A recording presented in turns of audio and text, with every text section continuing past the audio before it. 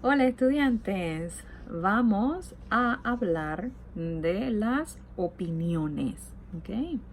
Bien, so at the beginning of this chapter, we were using the expression para mí, ¿verdad? Remember that one? So, ¿cuál es tu favorita? Para mí es la Casa Milá.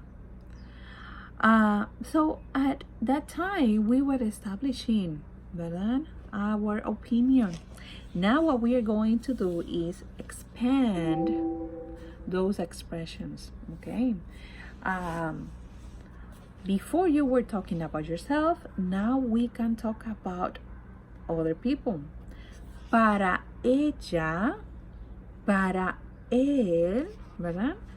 Instead of para mí.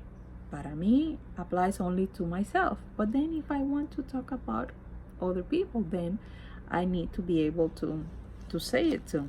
Okay. So en la página 62 we have those expressions.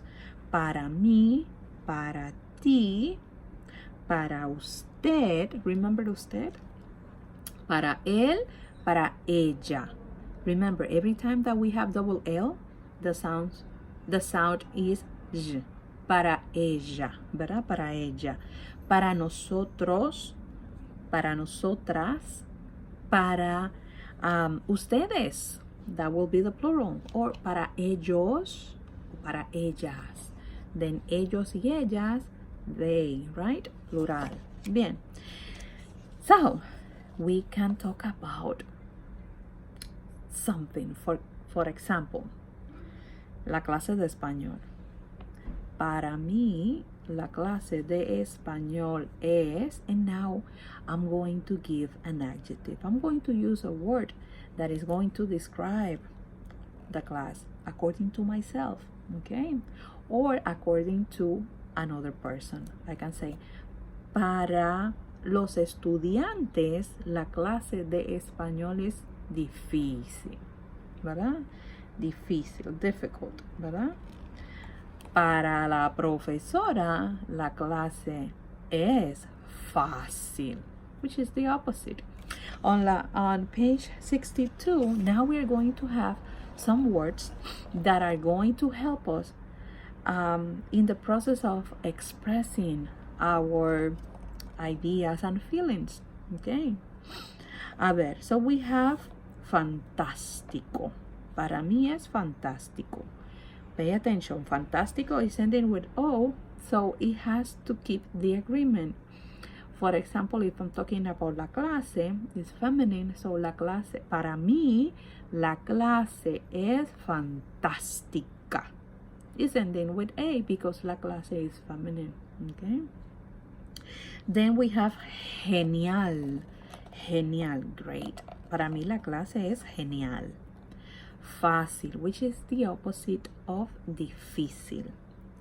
Divertido, fun, ¿verdad? Divertido, again, that's an adjective that has to keep the agreement. La clase es divertida. La clase es divertida, feminine. El perro es divertido, ¿verdad? Interesante. Sounds familiar. That's a cognate, ¿verdad? Importante. Sounds familiar. Again, another cognate. And then aburrido. Aburrida. La clase es aburrida, ¿verdad? It's ending with O, so we have to pay attention to femenino or masculino, okay? And then difícil stays like that for both. So at the end, even though that we see a list of, let's say, 6, 8, at the end, they are not 8 because we're able to recognize immediately importante, interesante as cognates, right? And even difícil, another cognate, and fantástico. Okay, bien. So,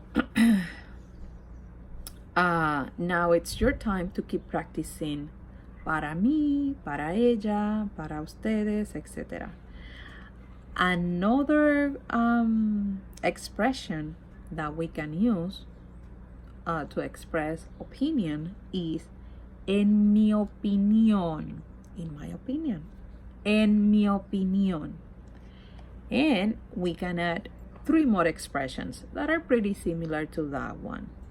So when you say pienso que, creo que, and opino que, you are establishing your idea, your opinion, and you are letting other people to know that that's your belief, and that's okay. Because you are saying this is my opinion and that's how I feel about this. Okay. Now, if you want to ask another person about his or her opinion, then you should say y para ti, ¿verdad? Y para ti, ¿qué crees? What do you think? ¿Qué crees? And finally, we can say verdad, verdad, right? Verdad. Para mí la clase de español es fácil, ¿verdad? You see, I gave you my opinion, and at the end, I'm asking, right? Like, do you agree in some sense, right? I'm looking for your opinion. You see, I'm trying to see what is your opinion, ¿verdad? Or I can say, la clase de español es fácil. ¿Qué crees? Para mí, la clase de español es fácil. ¿Qué crees? What do you think? Okay. Of course, if someone is asking us, ¿verdad? ¿Qué crees? We can express our opinion and we can say, sí, es verdad. Creo que sí. Creo que sí. I believe so, ¿verdad? And I can say, para mí también. For me too, ¿verdad? Para mí también. I'm establishing an agreement with you because we think alike, right? But if we disagree, what can we say? I can say, para mí no. Let's say that you are saying that la clase de biología es fácil.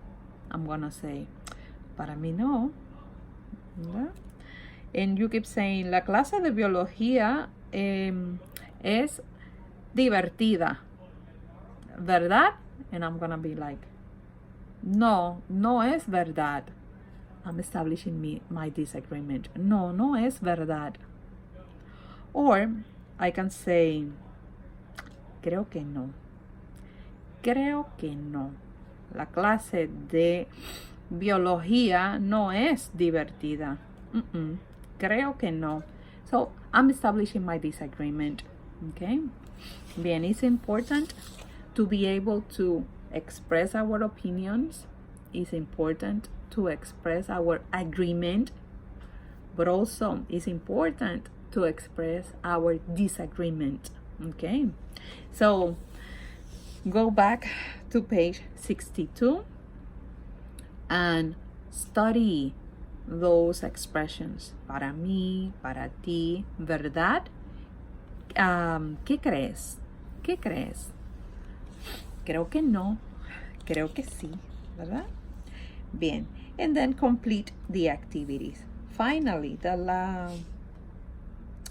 last activity that we have to do in this section will be the pronunciation.